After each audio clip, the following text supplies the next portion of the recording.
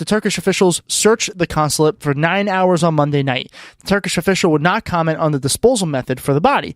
Turkish officials have said privately that Khashoggi was killed in the consulate on October 2nd after he arrived to obtain papers that would have allowed him to marry his Turkish fiancée.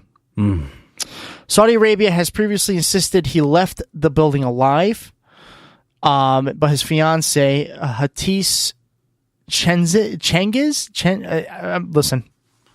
Yeah, they're rough names, I know. Yeah, I'm not purposely, obviously, trying to butcher the names, said she never saw him again. Turkish authorities believe 15 Saudi men who arrived in Istanbul on October 2nd were connected to the disappearance and possible murder. And that murder kind of got confirmed today.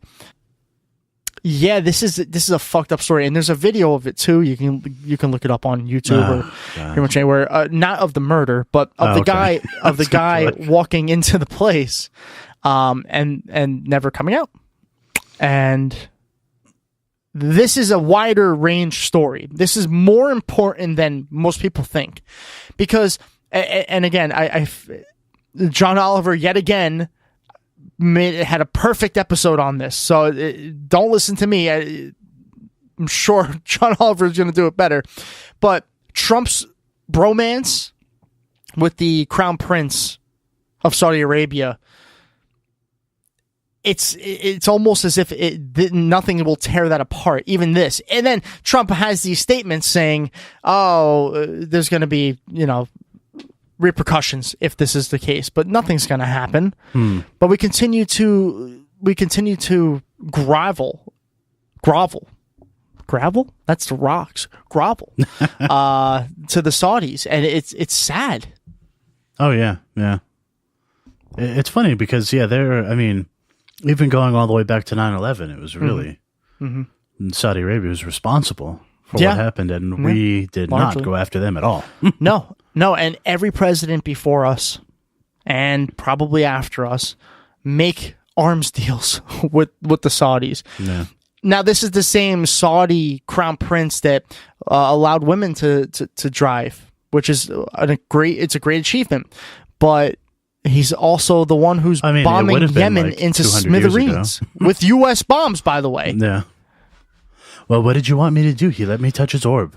Yeah. That was so... I remember that picture. It was so fucking weird.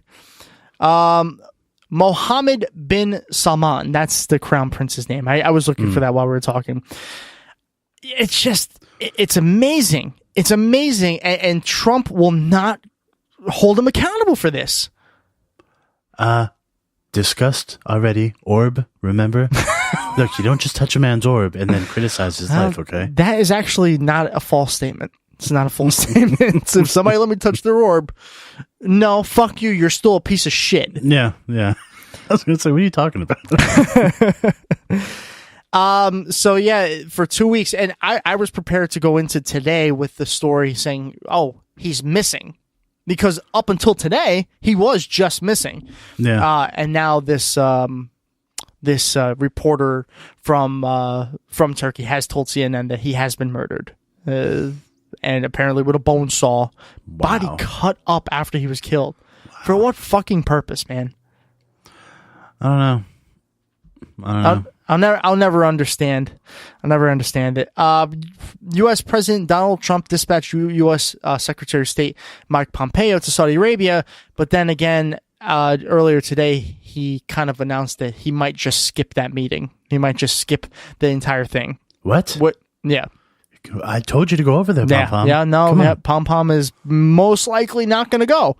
Now, I don't know what this means for the relationships with us in Saudi Arabia, but I'm imagining nothing's going to come of this. That's my opinion on this. Yeah, nothing's going to change now. We need their oil.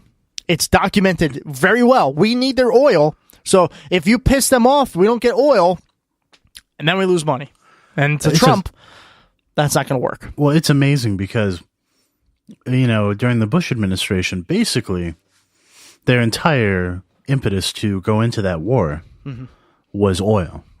That's really what they wanted. It totally was, yeah. And imagine at that time, if we had invested in green technology instead, I know. by now we wouldn't need oil from Saudi Arabia or anywhere else. That's very true. And you wouldn't have to play patty cake with them or touch their That's orbs true. or whatever you're going to do. That's very true. Yeah. Very true. The other problem that I saw in this too, Austin, was Trump made a comment, and I'm going to completely paraphrase because I don't have it in front of me or anything. Look, everything I say is pretty much a paraphrase. It really is. It really is. He pretty much said, we're not going to do anything about it because this guy's not an American citizen. He's like a permanent resident.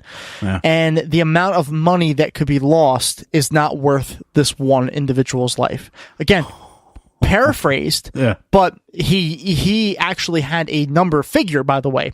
I just don't remember. Really? Yeah. So what that does, in my opinion, is that puts a price on Americans' lives. If Trump was probably thinking, look, I was trying to kick him out anyway. Well, maybe. I don't know. If he was an American citizen, would it have changed things? I doubt it. He's not one of the white ones. Yeah. Exactly. Yeah. I don't know.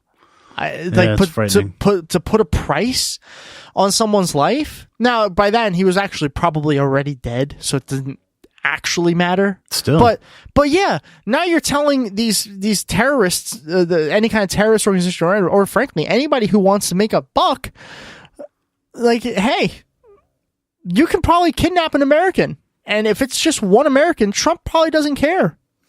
Oh, please, I've been trying to get ICE to kidnap a bunch of Americans. Yeah, not trying. Pretty successfully, by the way. No, most of the time. So that's we're doing good work, very good work. Even taking money from FEMA, who's supposed to help the hurricane people. And you know what? I haven't seen FEMA. Where did she go? Where did she go? Yeah.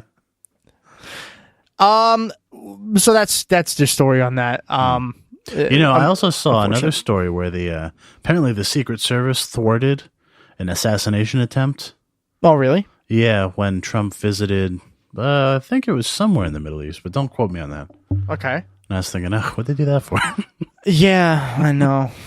No. I'm sticking with my grounds. No one deserves that. That's good. Really? Yeah. Mm-hmm. I believe that. I'm not so sure. I just don't want him as president. Well, he wouldn't have been. Moving on. GOP Senate candidate in Michigan admits, quote, terrible error for showing. What do you think he showed, Austin? Is it a dick pic? He should be so lucky. Oh, okay. I don't know. Where is this going? He showed a swastika in an ad. Now, Was it on his dick? It was not on his dick. No. That's a total loss. Now, let me explain to you this Michigan candidate, first of all. Okay. He's black, by the way. Interesting side note. Yes, very interesting side note. This is also from the HuffPo. Republican U.S. Senate candidate John James of Michigan. By the way, of course it's a fucking Republican. I mean...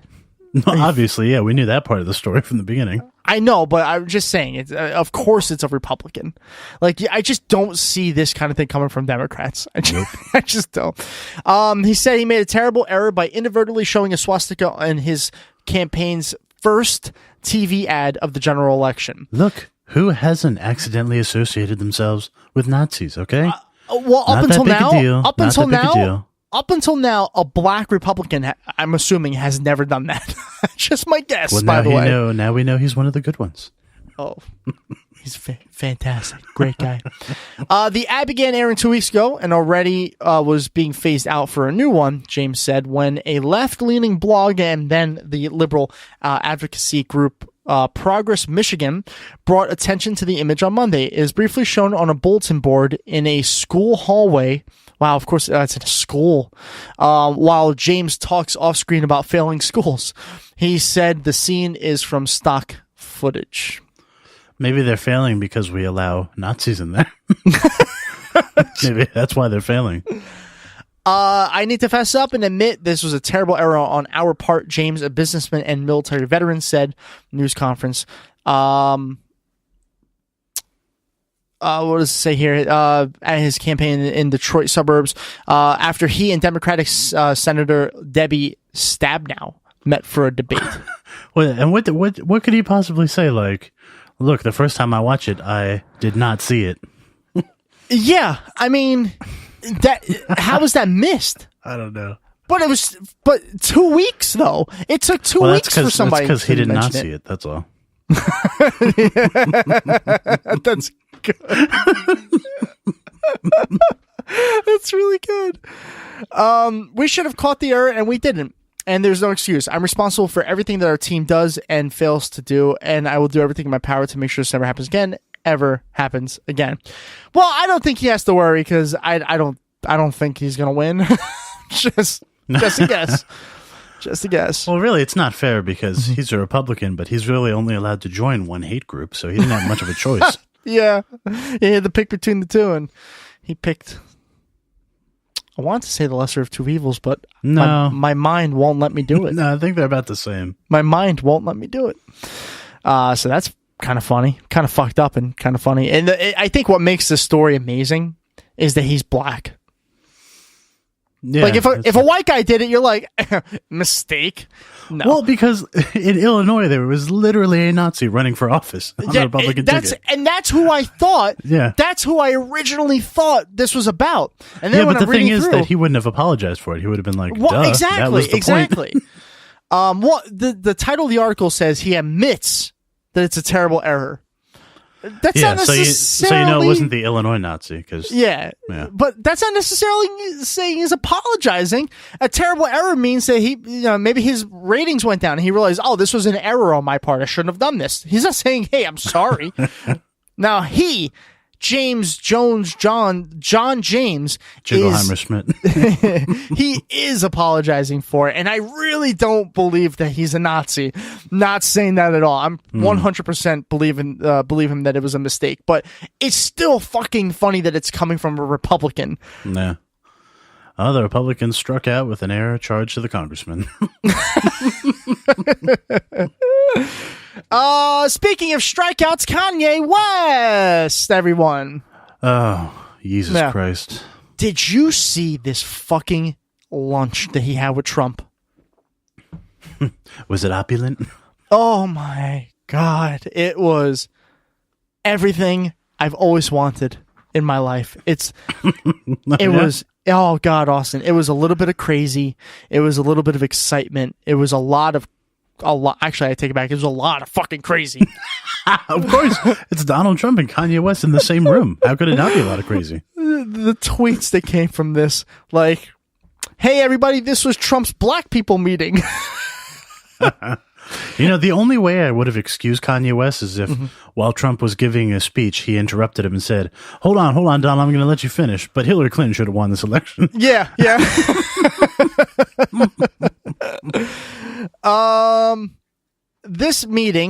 This was the meeting's preview sent by the White House ahead of time. Okay. The discussion will be centered on President Trump's historic work to benefit all Americans, such as urban revitalization, the creation of opportunity zones, new workforce training programs, record highs in African American unemployment, the creation of manufacturing jobs. That can't be right. It has to be record lows. It says record highs. Ideas from his record highs of employment, maybe. Yeah. You said unemployment. Oh, sorry. Ideas from his meeting with African American pastors, potential future clemencies, and addressing the massive violent crime surge in Chicago. And then again, well, a clemency is when you allow somebody to go free from prison. Oh, okay. Granted them clemency. And then, like I said, the couple tweets saying, yeah, this was his black person meeting. There were no cameras allowed in the lunch, but they made me rewrite the title. It's not what I wrote the first time. But that's not the funny part. The funny part is right after the lunch, Kanye West went on a 10-minute, let's say, rant, which was seen by media. And here's some of the highlights from his 10-minute speech. You ready for these? Yeah, I'm ready. Go ahead. Bring Trump factories and Yeezy ideation centers to Chicago.